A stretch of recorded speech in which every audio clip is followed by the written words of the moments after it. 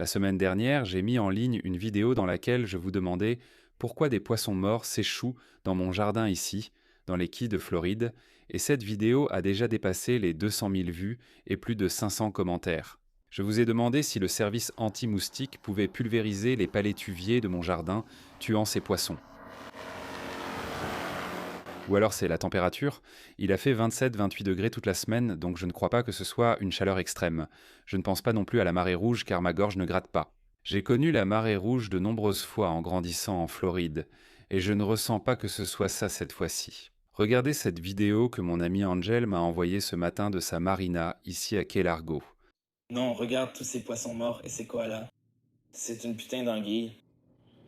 C'est dégoûtant. Il y a aussi beaucoup d'anguilles mortes.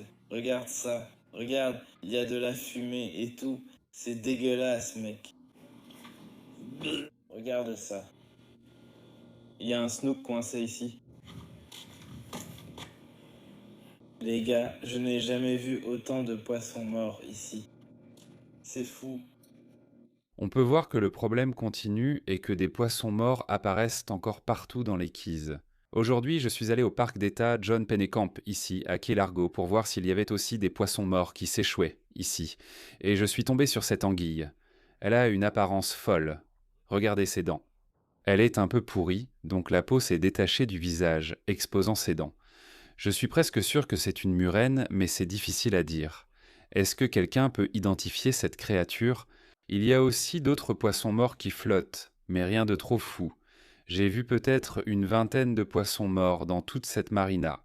Si vous souhaitez mettre votre bateau à l'eau, le parc d'État John Pennekamp à Key Largo est idéal. J'ai utilisé cette rampe de mise à l'eau très souvent. Après avoir parlé avec les gardes du parc, lu tous vos commentaires et fait quelques recherches supplémentaires, il semble que nous ayons eu une année avec une croissance explosive des algues au large. Beaucoup de ces algues ont été poussées dans les marinas et les mangroves, comme dans mon jardin. Lorsque ces algues meurent et se décomposent, elles retirent l'oxygène de l'eau, ce qui fait suffoquer les poissons, les homards, les anguilles et d'autres créatures marines dans les zones où la circulation de l'eau est mauvaise. D'une certaine manière, je vois cela comme une bonne chose. Ce n'est probablement pas la marée rouge ou un poison qui tue les poissons, mais plutôt un phénomène naturel. Qu'en penses-tu ? Pouvons-nous faire quelque chose pour éviter que cela se reproduise ? Des choses comme ajouter plus d'aération dans les marinas où l'eau circule mal, ou peut-être construire des murs de bulles pour empêcher les algues d'entrer dans une marina. Faites-moi savoir si vous pensez à quelque chose que nous pourrions faire pour aider à résoudre ce problème. Demain, je vais sortir mon bateau jusqu'au récif pour faire un peu de pêche sous-marine et voir comment va la vie des poissons. Assurez-vous de cliquer sur le bouton d'abonnement pour ne pas manquer cette vidéo.